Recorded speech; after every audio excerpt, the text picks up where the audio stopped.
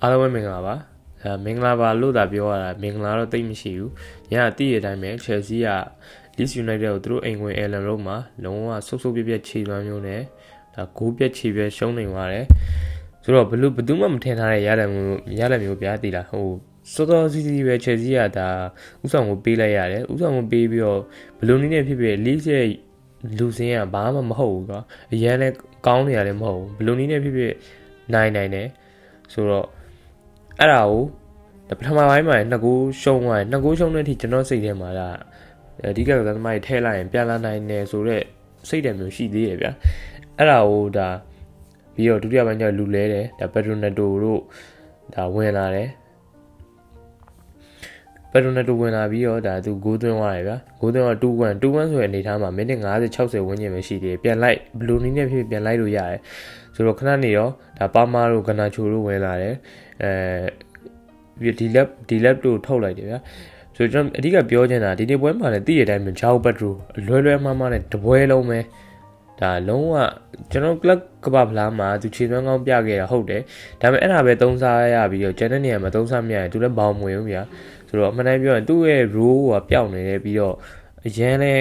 ဟိုဘယ်လိုပြောရမလဲကစားသမားပုံကြည့်ရစိတ်အားထက်သန်မှုမရှိဘူးဗျာသိလားပြီးရင်ဟိုညပွဲမှာဆိုရင်ဒါ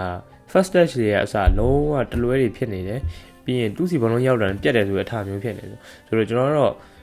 ့သူ့ကိုတော့အရင် Chelsea ကဒီလိုပဲဆက်သွားရင်အချိန်အများကြီးပေးမယ်လို့မထင်ဘူးဗျာဆိုတော့ထားပါဒါပေမဲ့ तू ကကြီးမအမှားမျိုးလုပ်ခဲ့တာမဟုတ်ဘူးဆိုပေမဲ့အဲ့လိုမျိုးတွေတော့လုပ်ခဲ့တယ်ပြီးနောက်တစ်ယောက်ကသိတဲ့အတိုင်းပဲကျွန်တော်ဒီ channel စားထောင်နေတာဒါပထမဆုံးဗီဒီယိုမှာဒါတိုးစင်တို့အမှားကြောင့်ရှုံးနေသွားတဲ့ဒီ Sunderland ပွဲကို review လုပ်ပြီးတော့ဒီ channel ကိုစပြီးထောင်ခဲ့တယ်ဆိုတော့အဲ့ဒီထဲကနေအခုထက်ဒီတိုးစင်ပါတဲ့ပွဲတိုင်းစိတ်တော့ကပေးတယ်ဒီလားတိုးစင်ကဘယ်တော့မှဟိုကောင်းလာမယ်လူမျိုးမဟုတ်ဘူးပြဒါသူ့ရဲ့ mind ကို level ပဲဆိုတော့ဘယ်လောက်ပြင်ကောင်းမှမဟုတ်တော့ဘူးဆိုတော့တိုးစင်ကိုလက်လွတ်လိုက်တဲ့နဲ့တိုးစင်ကအမှန်တမ်းပြောတော့ကျွန်တော် Chelsea မှာဆိုရင်ဗျာသူတို့အသင်းသွင်းမှာဗျာဒါနည်းနည်းဟိုဩဇာလွှမ်းမိုးမှုရှိတဲ့အဲမှာနည်းနည်းပါတယ်ဥပမာပါမာတို့ဘာလို့လဲအရင်ရဲ့ close friend လို့ဖြစ်နေတယ်ဆိုတော့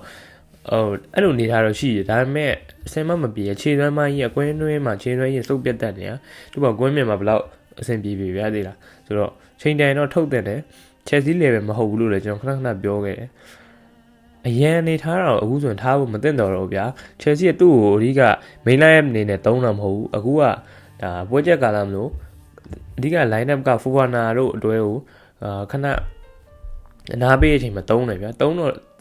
့တလွဲပြန်လုပ်တယ်ဆိုတော့ဘလို့မှခွင့်လွှတ်နိုင်ကြအောင်မရှိဘူးညသူပေါ့ရော့လိုက်တဲ့အမှားကြောင့်ပေးလိုက်ရတဲ့ဂိုးကြောင့်သာမဟုတ်ရင် Chelsea ကအနည်းဆုံးတော့တရီလောက်ရနိုင်မယ်လို့ထင်တယ်ဆိုမိနစ်ကလည်းစောစီးပဲရှိတယ်အဲ့ဒီဂိုးပေးလိုက်ရတဲ့အချိန်မှာ Chelsea ကလုံးဝစိတ်သက်ကြပြီးတော့ရန်လုံးဝမလုံနိုင်တော့ဘူးဆိုတော့ညကပြောရင် Leeds United ကကောင်းတာလည်းဟုတ်တယ်ဒါပေမဲ့ဟိုမှန်တိုင်းပြောရင်ဘလို့ကစားလို့ရပြန်လိုက်လို့ရတဲ့အနေအထားမျိုးမှာရှိနေပြီပေါ့ရော့ပဲသူတို့လည်းဆိုတော့အဲ့လိုပြောရလည်းမကောင်းပါဘူးဗျာဒါပေမဲ့ Chelsea ကကျွန်တော်ပြောခဲ့တဲ့အတိုင်းပဲဗျာဒီလေသူတို့နိုင်နေတဲ့အချိန်နဲ့စိတ်သက်တွေကောင်းနေပြီဆိုရင်ဒါသူတို့ရဲ့အချိန် momentum ကိုလုံးဝပြန်ပြီးတော့ရက်ချပလိုက်လို့ဖြစ်နေတယ်ဆိုညပွဲမှာနီးပြအမှားလို့ပြောအောင်လေနီးပြဒီလိုပွဲမျိုးမှမနာရဗျာဘယ်ပွဲမှနားလို့မရတော့ဗျာရှေ့ပွဲချက်တွေပဲဒီလားဆိုတော့ဒါနောက်တစ်ပွဲဆိုရင်လည်းဒါဘုံမောင်းနဲ့တွေ့မယ်ဘုံမောင်းဆိုတာလည်းဒီလိုပဲဘုံမောင်းကလီးဆက်ဆိုင်ပိုခတ်တယ်ဗျာဒီလားသူတို့နီးပြပြူဟာကြွယ်တယ်ပြီးတော့ Chelsea ရဲ့မကောင်းတဲ့ကံတစ်ခုကအဲ့လိုအသင်းရဲ့ဂျင်းနဲ့ချက်တဲ့နည်းနည်းရောက်နေပြီဆိုရင်ဒါအသင်းနဲ့တွေ့ရဲ့အသင်းတွေကရှေ့မှာ၄ပွဲဇက်တိုက်တို့၅ပွဲဇက်တိုက်တို့ရှုံးထားတဲ့အသင်းတွေနိုင်ပွဲတစ်ပွဲမှမရထားတဲ့အသင်းတွေဆိုတော့တာမန်အသင်းတွေထဲအဲ့လိုအသင်းတွေကပူကြောက်ရတယ်ဘာလို့လဲဆိုတော့သူတို့ကဒါရှေ့မှာ၅ပွဲဇက်တိုက်ရှုံးထားတော့ဒီ Chelsea နဲ့တွေ့မဲ့ပွဲကိုနိုင်ကျင်တို့အနိုင်ကန်တာတို့သင်ခန်းစာရထားတဲ့အသင်းတွေတို့အဲ့လိုနဲ့ခဏတွေ့တယ်ဆိုတော့ကန်ဂျမာလည်းအရင်ဘယ်တော့မှမျက်နှာသာမပေးတတ်ဘူးကျွန်တော်ထင်တာတော့ Chelsea ဘုံမောက်ကိုလည်းဒါမှန်တယ်ပြောရုံးကန်မယ်ဗျာဒီခြေတိုင်းကိုညကစားသွားတဲ့ပွဲမှာဒါ Andre Santos ဆိုပါလို့ဆိုရင်လည်းဒါဟိုအရင်ကောင်းကန်းမျိုးကြီးမဟုတ်ခဲ့ဘူးဗျာဒီလားမကောင်းဒါ Enzo Fernandez ဆိုလည်